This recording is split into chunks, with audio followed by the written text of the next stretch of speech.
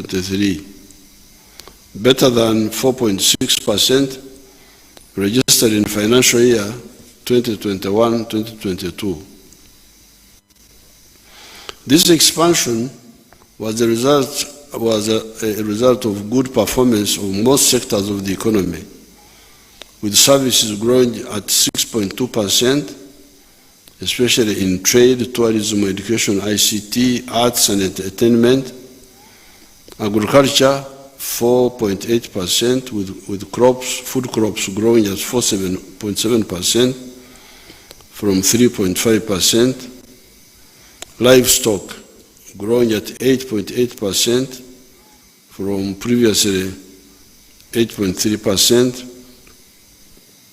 and fish activities growing at 8.6% from a very low level of 0.3% in the financial year 2022-2023 and financial year 2021-2022 respectively.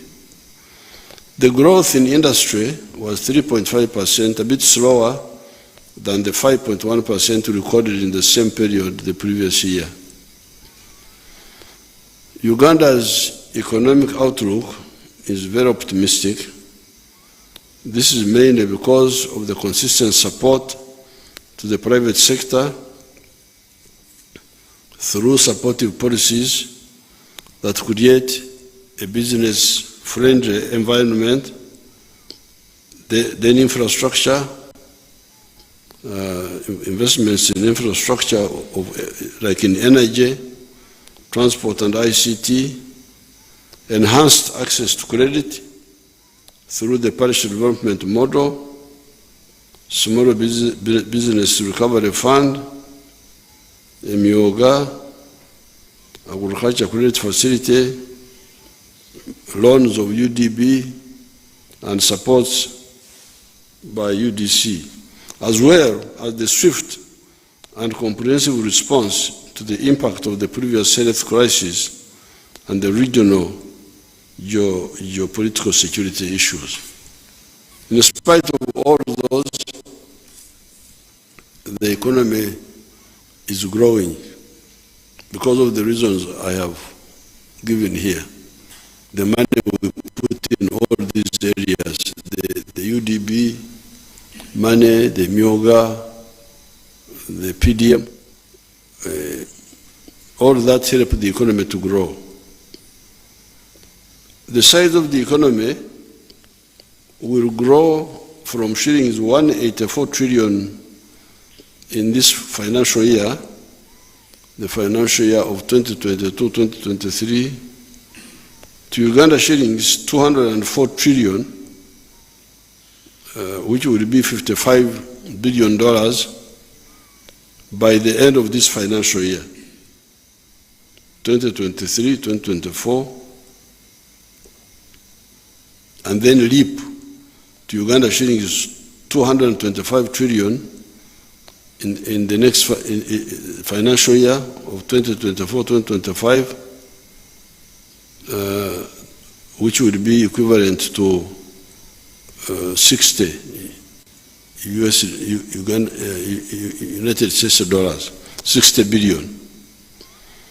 This growth will be driven by higher output in the services, industry, and agriculture sectors of the economy.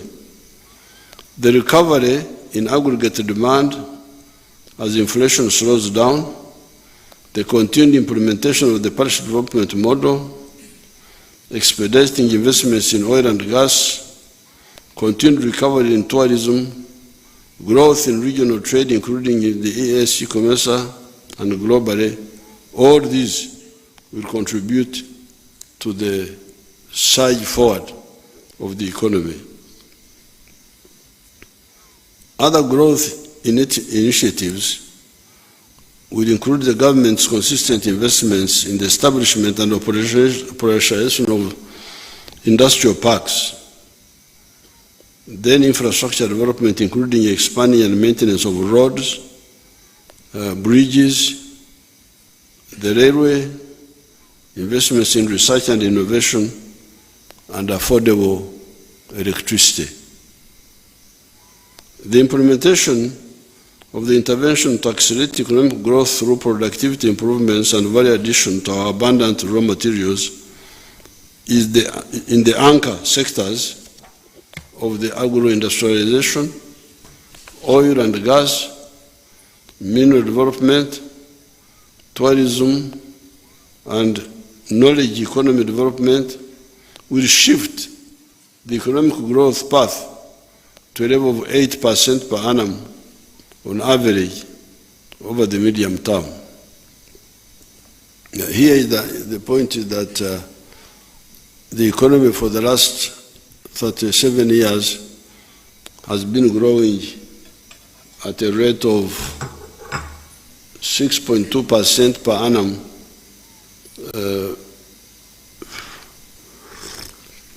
GDP, the growth rate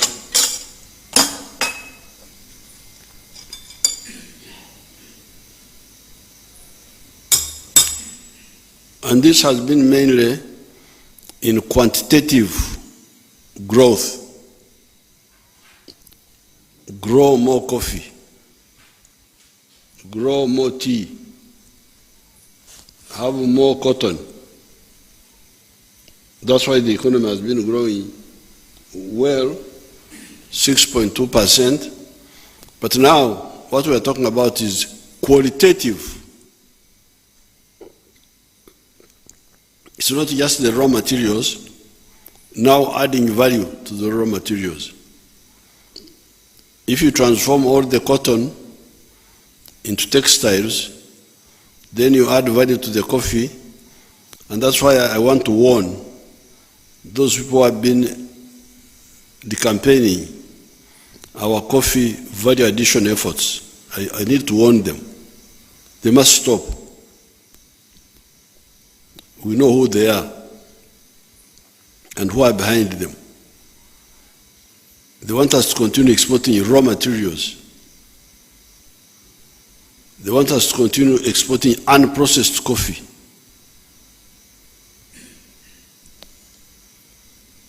They want us to keep on importing dead people's clothes from outside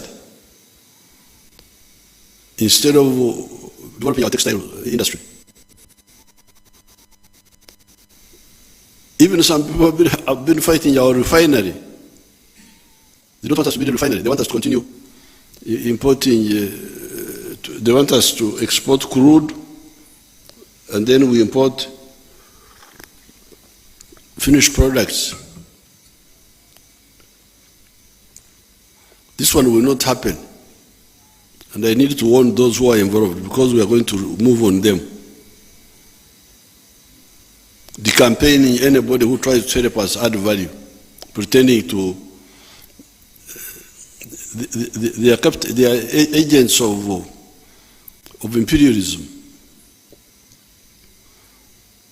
So the economy will shift from growing at the rate of 6.2% to growing at the rate of 8% because it is both quantitative growth and qualitative transformation.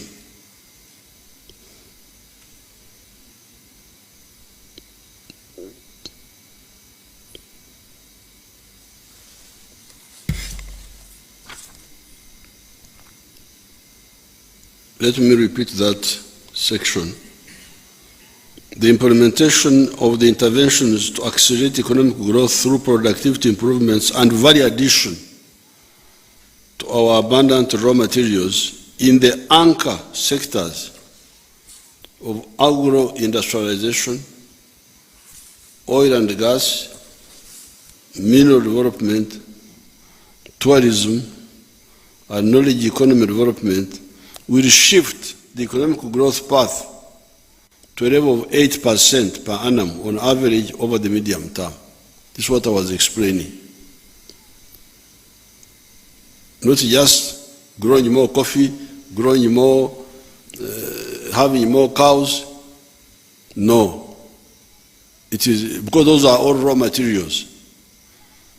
If I export unprocessed coffee, I get $2.5.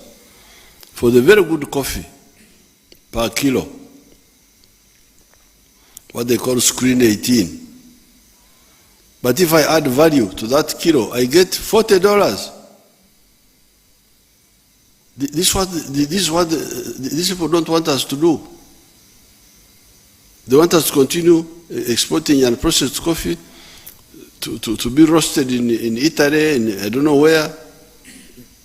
Those people get all the money, get all the jobs, and for us we continue getting these the residue at the bottom. This is not acceptable. And the agents are very active, agents of the imperialists. Mao Zedong called them comprador bourgeoisie, agent bourgeoisie.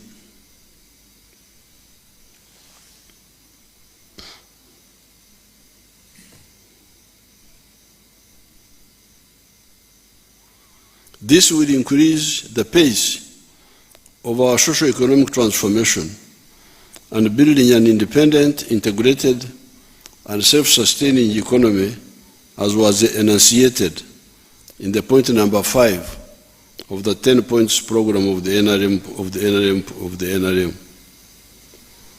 The general increase in the prices of goods and services in the country, called inflation, slowed down from a peak of 10.7% in October 2022 to 2.6% in November 2023. This is expected to remain within the policy target of 5 cents or 5% over the medium term, supported by increased agricultural production, the increase in the supply of locally manufactured goods, increased exports, which increased the supply of foreign currency in the economy, increased efficiency in economic activities due to increasing integration of new technologies, including ICT capabilities in our manufacturing and other businesses, and good economic policies. Merchandise exports of goods increased significantly, growing by 54.9%.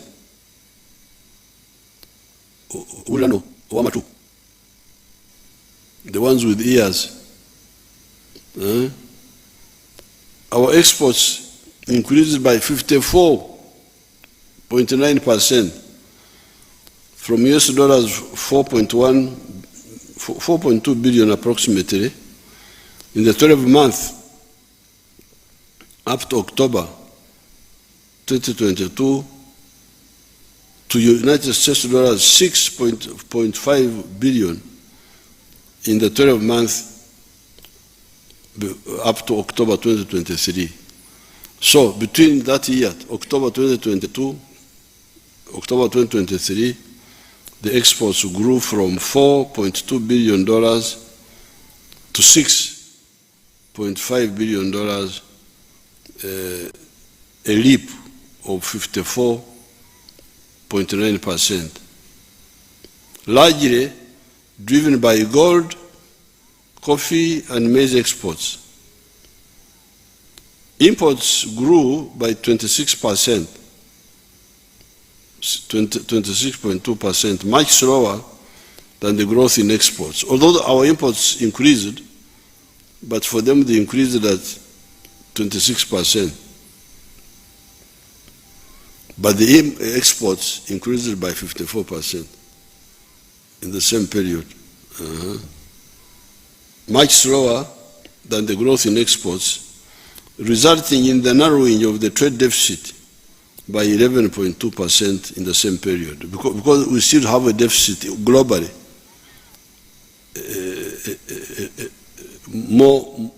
more import spending than export earning.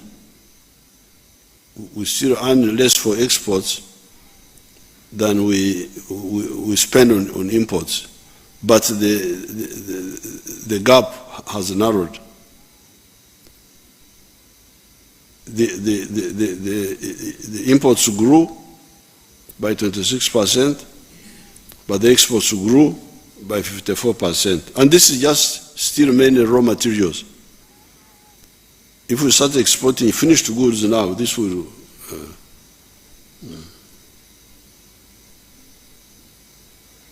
this is the main reason why the Uganda shilling has remained stable. The Uganda shilling has remained stable, if you notice. It has remained stable, together with the strong foreign direct investment inflows and the remittances of Ugandans working outside the country. This shows that Uganda's economy remains attractive to investment, and it remains a profitable investment destination. Imports increased to $9 billion in the 12 months to October 2023 compared to $7.4 billion in the same period a year ago. That's what we were talking about. The imports also grew, but they grew less than the exports grew. The increase in imports is largely in the oil and gas sector, mineral exploration and development, vehicles and accessories. We are buying this machinery for the oil. We are acquiring that capacity to dig the oil out. Export receipts are expected to increase even further as Uganda accelerates the production of light manufactured goods and mid or high-tech industrial products through value addition, especially to the abundant mineral reserves the country has. To accelerate the process of value addition, the government is reducing further the cost of electricity for manufacturers, improving transport infrastructure, including roads and railways, eliminating bureaucracy in the government, especially in procurement, in order to attract new investments and technology transfer, making available affordable capital, and intensifying the fight against corruption through accelerating automation of government processes, frequent audits of government interventions, and rationalization of government institutions and departments. The fight against corruption is not as difficult as people think. You will see in the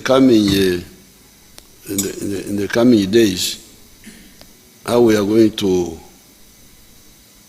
cause a lot of casualties among the corrupt people. Some few months ago, I hear that the Minister of Finance created a group to audit the employees, find out whether there are ghost employees. And within a short time, they have found a big number. Auditor General, I think the Finance told Auditor General. Now, Auditor General, instead of giving the report to Finance, went to Parliament. Now, this is not a political matter. So I'm going to write to CID to go for these people. Because this is not political. Committee of Parliament. Well, Committee of Parliament is not CID. This is trying to divert now. So now you would see these people who are, they are not clever. The money is coming from a known source.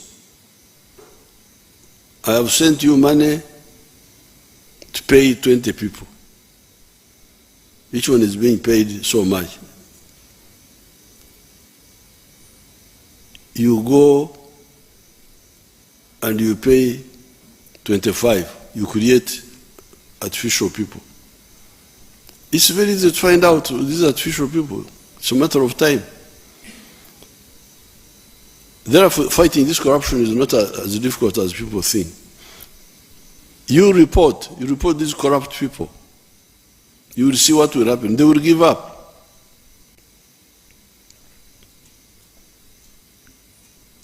By the time we run out of space in Luzira, people will have lost appetite for corruption.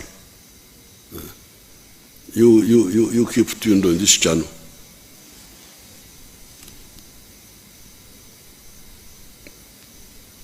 The East African community, as a single trade bloc, remained the major destination of Uganda's exports in the 12 months to October 2023, accounting for 43.5% of total exports, followed by the Middle East, 18.1%, and Asia, 17.6%. Within the EAC region, the top 3 destinations for Uganda's exports in the same period were Kenya, 31.5%, Democratic Republic of Congo, 24.6%, and South Sudan, 23.3%. In the 12 months to October 2023, Uganda traded at a surplus worth US dollars 716 million with all the EAC partner states. So within the East African region, we have got a surplus of $716 million. However, the trade balance with Kenya and Tanzania was a deficit, meaning Uganda imported more in terms of value from those countries than exports to them.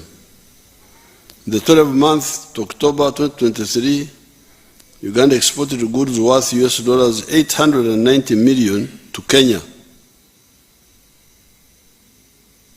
This is a big growth because in 1986-87, when we were having some issues with Mzee Moi, Uganda was buying from Kenya goods worth $200 million that time. And Uganda was selling to Kenya goods worth $12 million. Now, we are talking of Uganda selling to Kenya $890 million.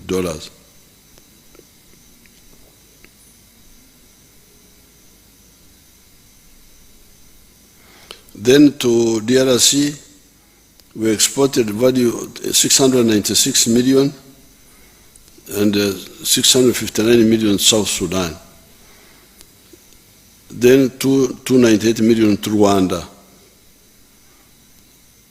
Then to Tanzania, 213 million and 72 million to Burundi. In total, our exports to the EAC were worth US dollars 2.8 billion out of the total export of 6.5 billion to all our trading partners. However, this is a very tiny fraction of our exports compared to the global exports. These exports, when you put them global, our percentage share is 0. I don't know whether you can write this, whether it will 0.003. It is not even 0.01. No. Walanyo. So to accelerate our prosperity, we must significantly increase the volume and value of our exports to the global market. Through increased trade, our goal of transitioning from poverty to prosperity will be achieved much faster. In the same period, Uganda recorded a trade surplus with the European Union and COMESA of US dollars 113 million and US dollars 968 million. So, with the European Union, we exported more to them than they exporting to us. And we had a surplus of 113 million with them. With COMESA, we're exporting to them more than we are buying from them. COMESA is the other bigger body. And the surplus is 967 million, respectively. Our exports to COMESA were worth 2.3 billion to make the Chivalo simpler. And to the Middle East, it was 1.2 billion. And Asia, 1.14 billion. And the European Union, 860 million. Trade deficits were recorded with Asia and the Middle East of 2.8 billion and 400 million respectively during the same period. So to the Middle East and Asia, they are still exporting more to us than we're exporting to them. But this will change because I know why. Government will soon finalize the strategy to expand Uganda's GDP 10 times. That's what I have told the finance people and the cabinet.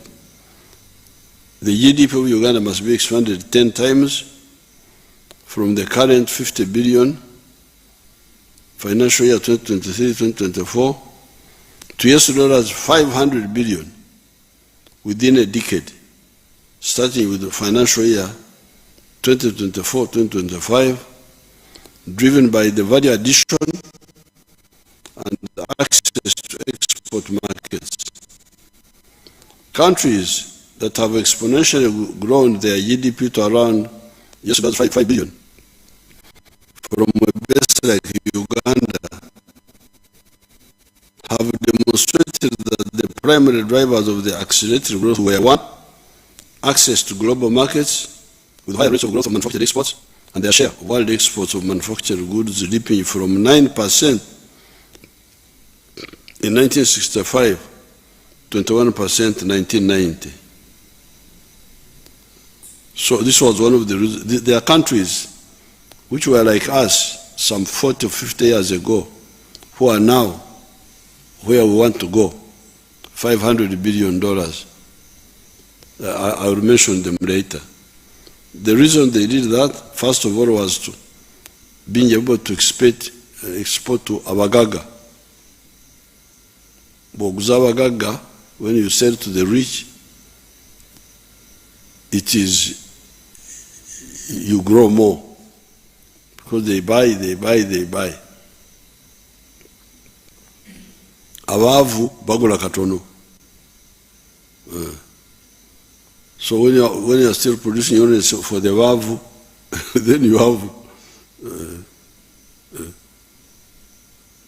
like for instance, me, a milk producer, the Ugandans are not buying enough of my milk because they still don't have money in their pocket. According to science, somebody should drink 210 liters of milk per year to keep the teeth in your mouth, make sure that the bones don't break. You need 210 liters of milk per year. But Ugandans, when we started, we were drinking only 18 liters per person per year. They have now improved a bit. they are at 60 liters.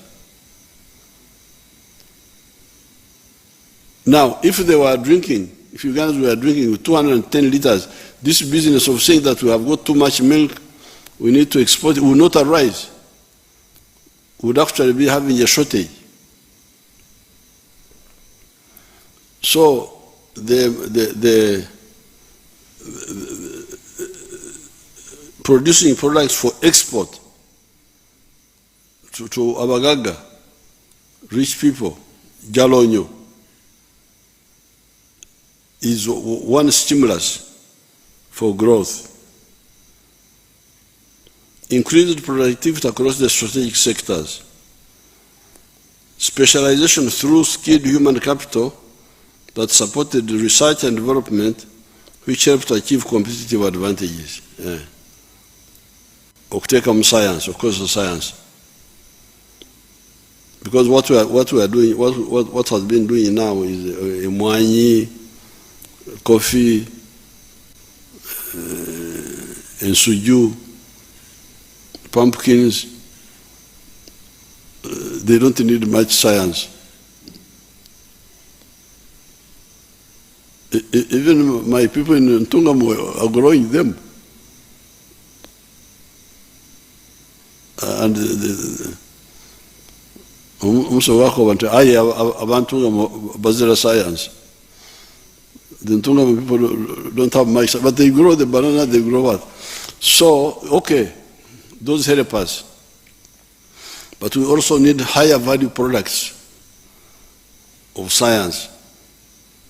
They will earn us more. Even from those raw materials. Like from milk now, there is a protein called casein, which we are selling to all over the place. So science adds more value. Prudent economic policies that harness the comparative advantages, peace and security that supported political stability, among others. These countries, which were like us about 50, 60 years ago, are South Korea, 46 years of growth at an average growth rate of 13%, grew from 38 billion in 1977 to US$ 1,665 billion in 2023. South Korea in 1977 was smaller than our economy now. Our economy is more or less like one and a half times where it is now, compared to what South Korea was in 1977. But now you hear they are at $1.7 trillion. They have jumped. Thailand, 38 years of growth at an average rate of 7.6%, from $38 billion 1985 to 500 billion in 2023. Malaysia, 34 years of growth at an average annual rate of 8%, from US dollar 35 billion in 38 billion in 1989 to US dollars 406 billion now. Singapore, 33 years of growth at an average growth rate of 8.7%, from US dollar 36 billion in 1990 to 466 billion in 2023. And Chile, 33 years of growth at an average rate of 4.5%, from $33 billion in 1990 to to US dollars 316 billion in 2023.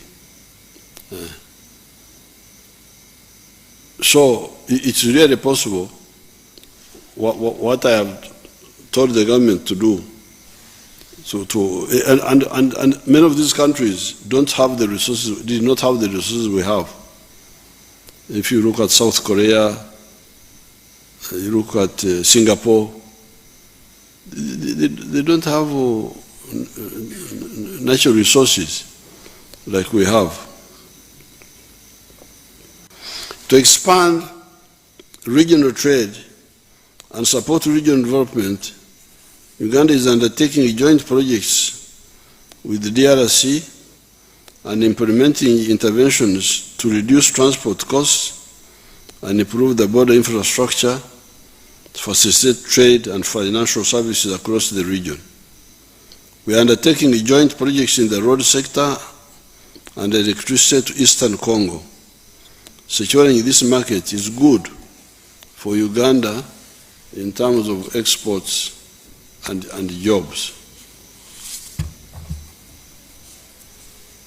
Ugandans, in terms of the Uganda government and President Tshisekedi of DRC will continue to work together to improve the security situation in Eastern Congo.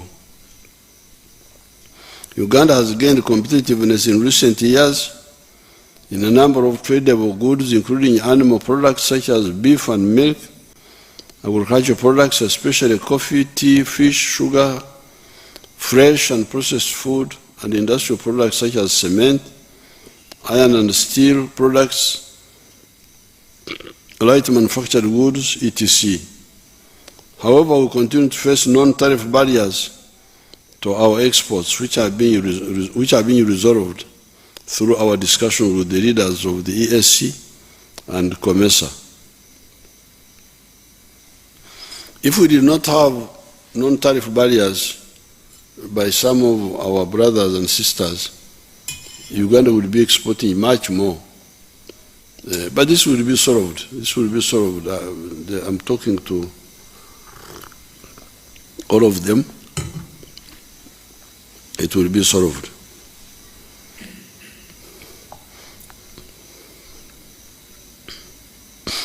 Tourism inflows remained resilient, recording an increase of 9% from US dollars 978 million in financial year 2021-2022. This was the year of Corona. Our earnings in tourism went down to $978 million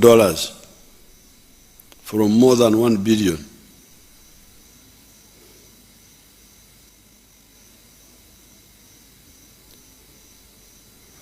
Tourism inflows remained resilient, recording an increase of 9% from US dollars 978 million in financial year 2021-2022 to US dollars 1.1 billion in financial year 2023. This growth is partly attributed to increased confidence of travelers as the world recovers from COVID-19 global shock, the good natural attractions that Uganda has, and peace and security. Although this is a remarkable performance, the government is putting in place intervention to increase tourism receipts to US dollars 5 billion per annum by 2028.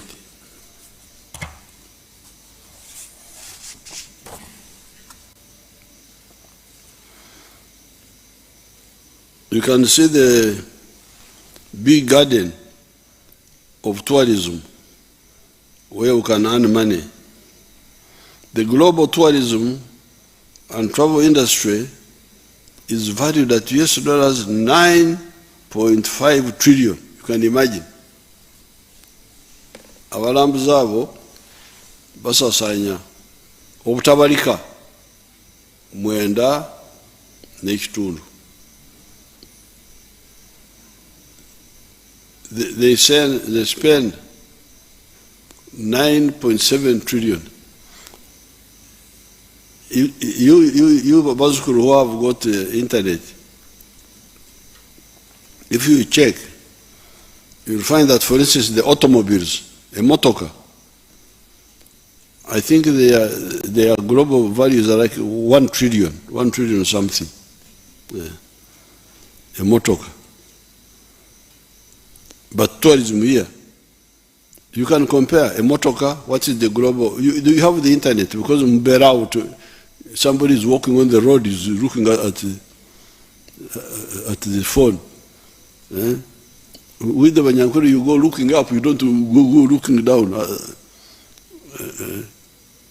But since you go with those phones, you check what is the global business of automobiles, vehicles, for instance.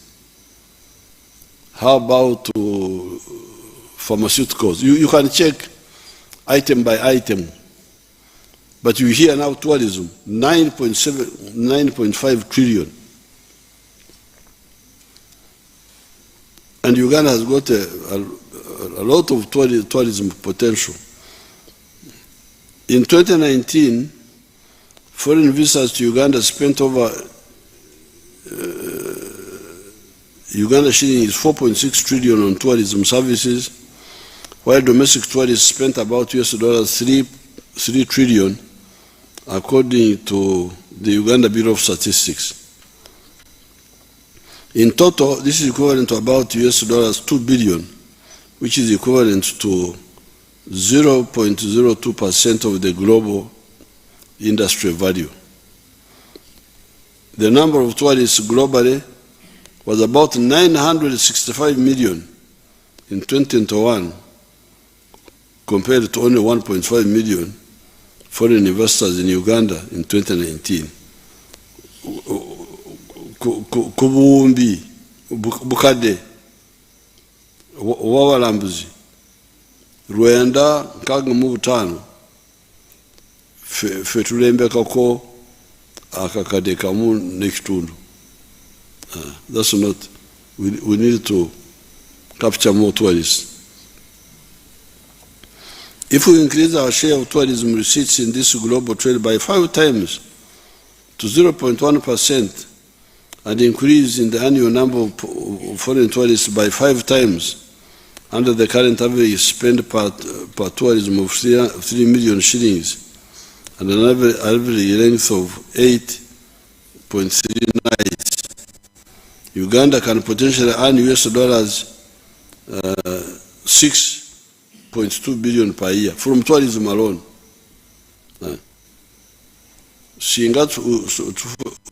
If we get more numbers and they stay longer, we can earn 6 billion per year from tourism. The lies of the European and American politicians about security and stereotype about Uganda must therefore be aggressively encountered by providing the correct information through our friends in those countries and online internet to show the correct image of the country. You remember when our sinners, you remember they are suspected sinners, abantu bali bemali mulowooza nti bononyi, when they were going somewhere, me, I was not yet following what they were doing, but what excited me was the ADF trying to go and blow them up. Why do you want to blow up these sinners? God will take care of them. So I had to go full swing to defend the sinners munange. Nemba zingira wanawo ejinja abasirikale bibali bakora na sibimanyi. But my job was, whether sinner or holy person, they should not die from bombs of ADF. So then these people, the foreigners, started giving what they call advisories to their people. Don't go to Uganda. Oh, you man, why don't you just talk about your country? The Wanyankole say Chehuruza aterwa impimbi. If a man is fighting with his wife in the neighboring house, then you go there. You hear, you people, they can hit you with impimbi in their house. Why do you mind with the neighbors' houses?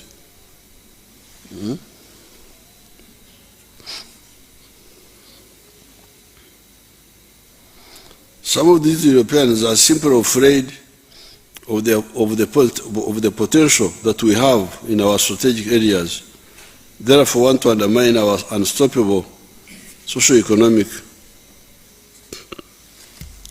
transformation and that of Africa as a whole.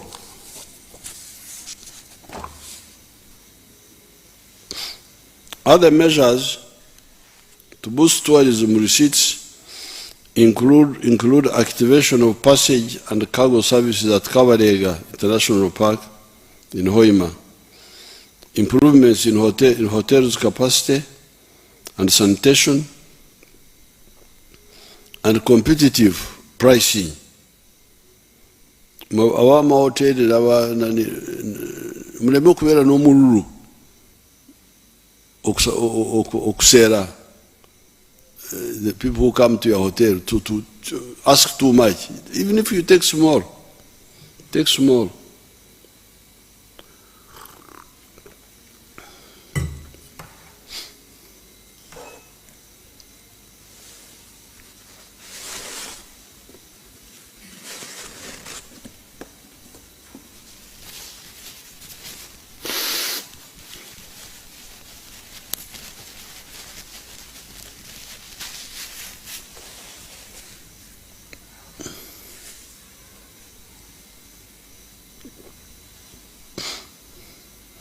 So competitive pricing, because these tourists compare, Uganda batusera, ate Kenya muendo wakiri. Be careful, don't be too greedy for quick money. Get small, but get many customers.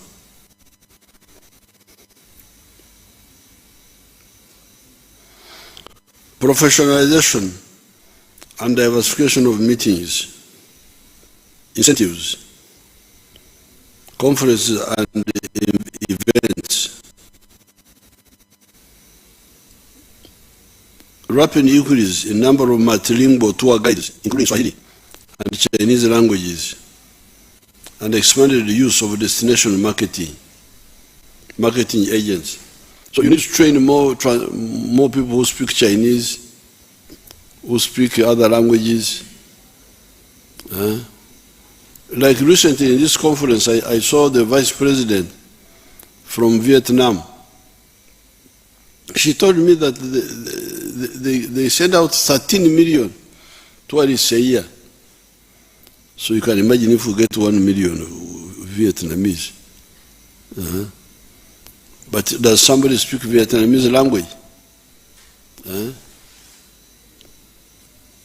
So the sector people should train, even in our schools, train people who can speak these languages. Remittances of Ugandans working outside the country increased to $1.4 billion in financial year 2023, higher than 1.1 billion in 2021-2022. Uganda continued to register growth in foreign direct investment (FDI) inflows. FDI inflows increased by 68%.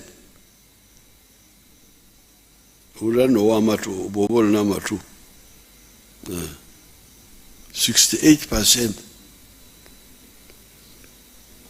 In the financial year 2023, largely hinged on the development in the oil sector as Uganda prepares for its first oil. FDI inflows rose from US dollars 1.6 billion financial year 2022 to US dollars 2.8 billion in financial year 2022-2023. Formal employment has recovered from the adverse effects of the COVID-19 pandemic. The pay as you earn register kata omanyi otya nti emirimu gyeyongedde. How do you know that jobs have increased? Mbategera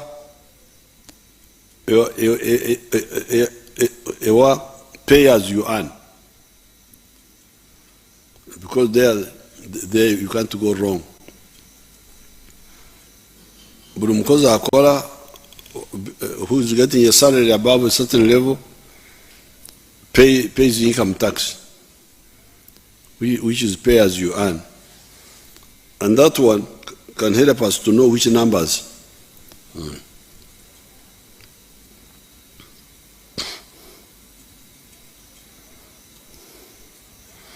The pay as you earn register expanded by 14.1% from 1.4 million employees in financial 21-22 to 1.6 million in 22-23 as follows.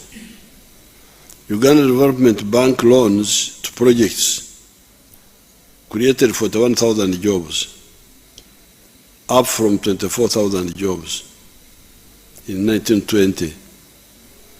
Free Zones Authority created 9,000 jobs.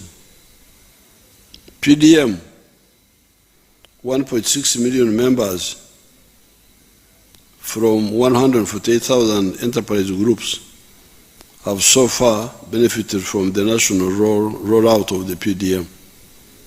1.6 million people have received the PDM money.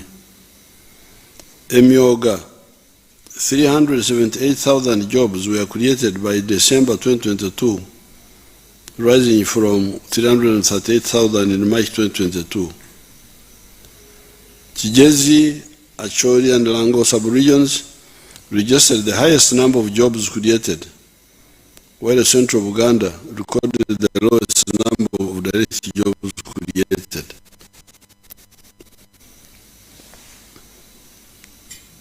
In Uganda, the people need to be advised to focus.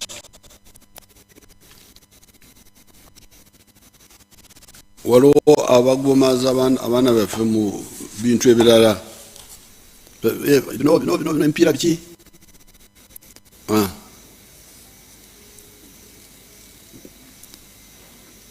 You may find people in the other young people are more guided towards wealth creation.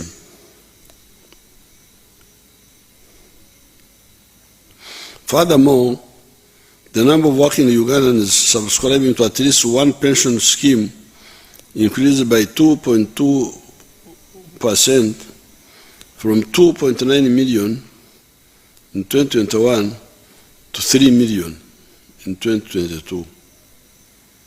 The ones of NSSF, manyirayo abantu bameka abali mu mirimu gino gy'emisaala. How many people are being employed? You can tell from the NSSF also. The PDM is the NRM government initiative to spur growth from the bottom up and for transforming the population currently in subsistence to the money economy. The PDM is a pillar of number 5 of the NRM 10 points program to build an independent, integrated, and self-sustaining economy. To date, government has invested shillings 2.23 trillion in the financial inclusion pillar of this model, targeting all the 10,459 parishes across the country for job creation and increasing household incomes. Shillings 1 trillion has been successfully disbursed to 1 million households in 10,455 parishes out of the 10,585 circles across the country. The balance will soon be disbursed when the remaining beneficiaries meet the conditions successfully, is working successfully. Government is working to improve the PDM by improving the monitoring, operationalization of the other 6 pillars of PDM beyond the financial inclusion pillar. The streamlining all government program interventions and service delivery at the parish to ensure the realization of PDM. We are not going to relax on the PDM approach because it is really correct. Because there is no way you can say there is anything wrong with that approach. 100 million shillings per parish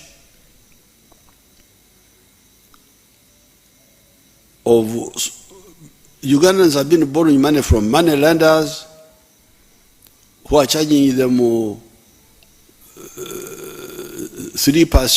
per month, which makes it 36% in a year, or even higher, I hear. So how can you say this money, where the interest rate is like 6% a year, has any problem?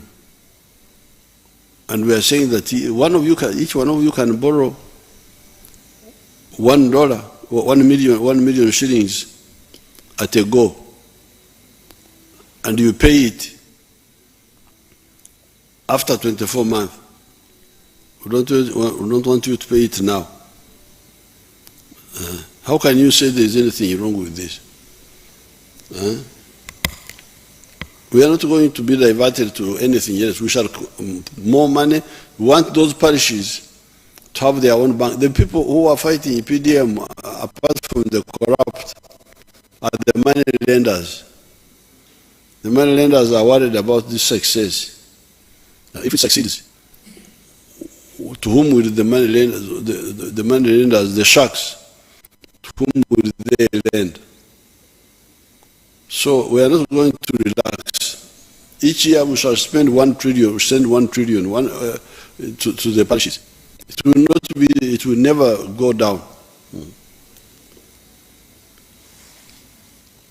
The commercial production of oil and gas will provide revenues to support the productivity enhancement in the economy through economic activities such as oil refineries, petrochemical plants, petroleum product distributors, natural gas distribution companies, and retail outlets. Government is enhancing investments in this area by fast-tracking the construction of the East African crude oil pipeline and the oil refinery. The pipeline will have the capacity to pump up 330,000 barrels of crude per day. So, all these things you are talking about, our oil has not yet come in. Because this oil will be giving the government free money, new money.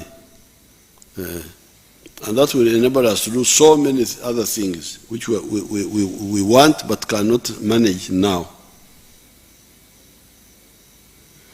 The knowledge economy is the intellectual-based economy for the production of goods and services. This process enables entrepreneurs to innovate better in manufacturing processes and improve the quality of services offered in the economy. Globally, The knowledge economy, which entails research, science and innovation, is currently a major employer of especially the youth and a major contributor to technological advancement in a number of areas. In addition, the pathogenic subsector is one of the promising segments of the country's knowledge economy, consisting of research and development, technology transfer, and commercialization of innovations. This targets pathogen control and management, such as the vaccines, the diagnostics, the therapeutics, and the attendant facilities. Leveraging a knowledge-based economy will require the following: supporting research and development, R&D, and linking research hubs with universities and industry operators. Now, this scientific research is a real gold mine. For instance, our scientists have recently discovered the anti-tick vaccine, where the cow will be vaccinated and the cow will go around killing ticks.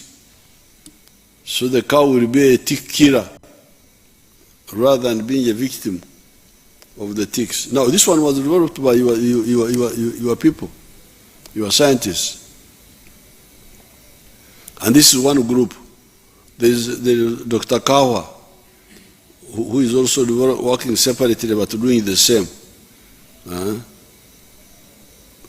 So the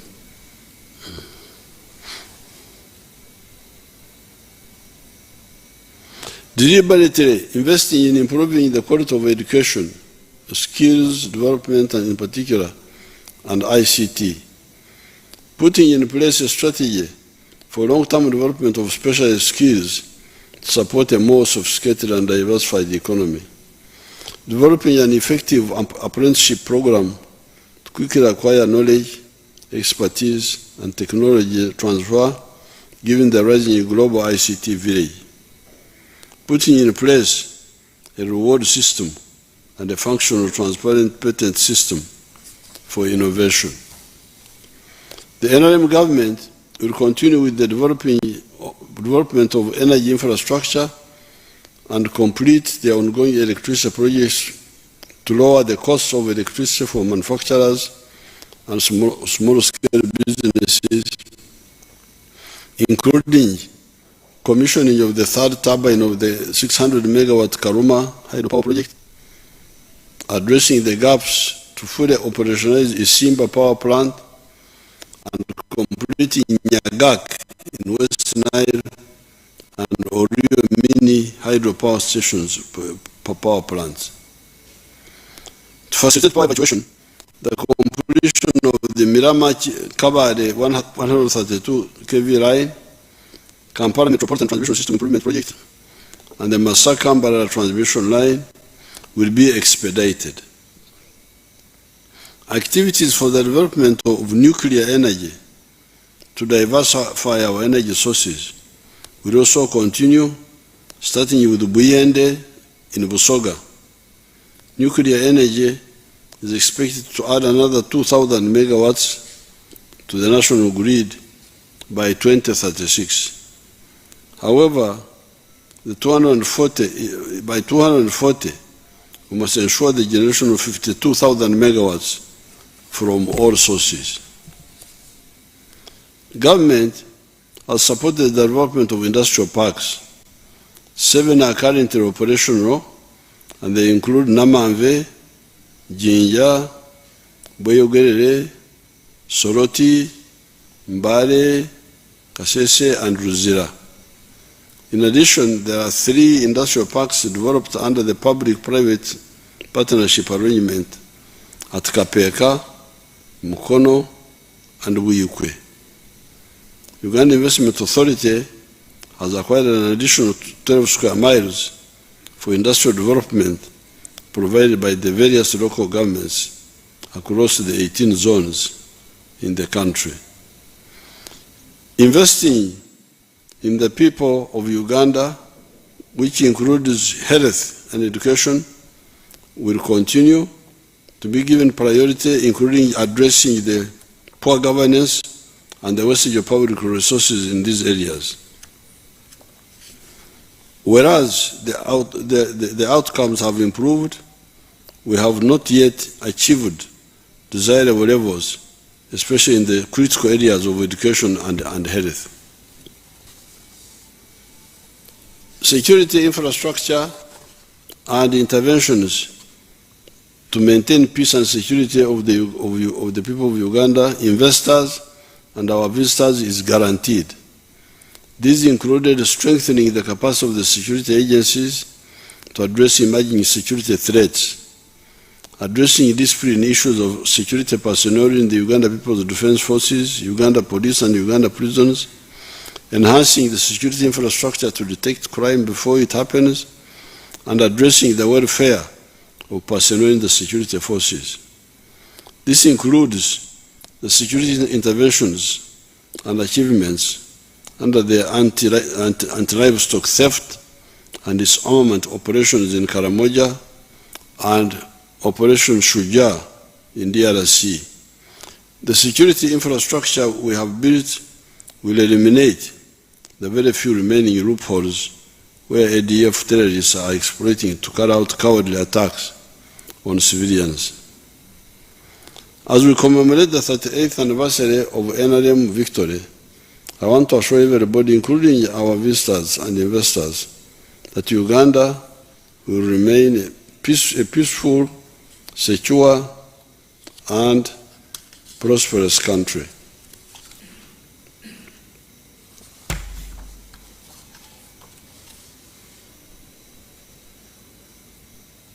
Ekiri mu nsiko bwe kirubwatuka ensi erikankana, omwana aliyita nyina, omukulu aliyita engozi.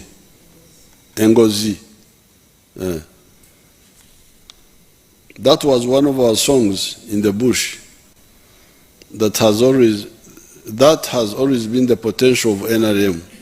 When we were a students' movement, a liberation movement, and while in government. This saying says that what is hidden also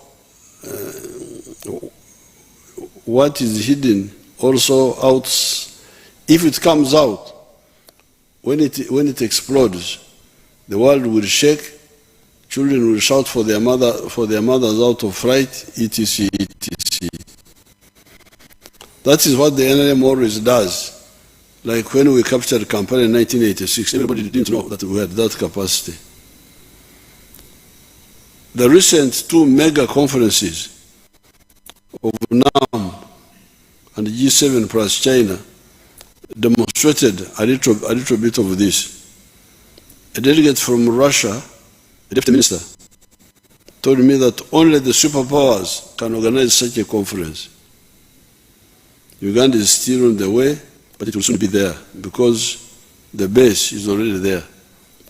We shall really be a superpower because we are moving towards that.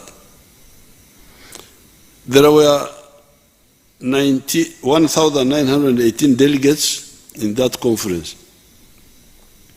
1,918 delegates from 129 countries.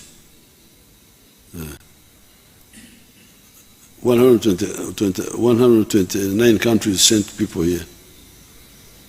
16 presidents, 9 vice presidents, 16 prime ministers, 7 special category people coming into Uganda by airlines, but also with 32 private jets. I thank the Ugandans for the discipline in receiving these visitors. These countries who are in the conference here have a population of 6.6 billion. This is 80% of the human race. More importantly, Look at the facilities we built partly for this occasion, but also in order to improve the infrastructure of the country. Some of them built in 1 year. Look at the new terminal built by the UPDF Engineering Brigade.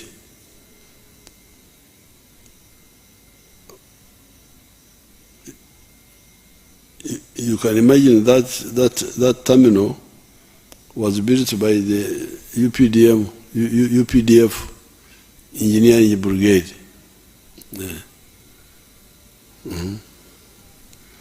Look at the conference center built by Sudi's company using government money. You show us Sudi's the conference center.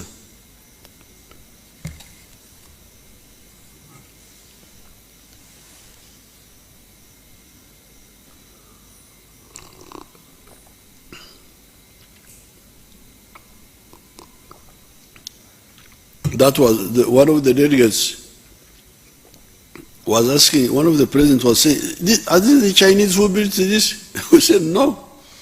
This was built by our local company. And that terminal, which the engineers brigade built, is, there is nothing we cannot do. It is just a question of prioritization. Some people always talk about the potholes of Kampala. They should also talk about the good upcountry roads from Kisoro to Nimule, from Busia to Busunga in Bundubujo. Those roads are there to the hinterland of the country, to the upcountry districts. Without corruption, we have the capacity to do everything. I've already instructed the engineering brigade to start preparing to build the standard gauge railway instead of only waiting for outsiders to do it. I thank you and I wish you all peaceful celebrations. Thank you very much.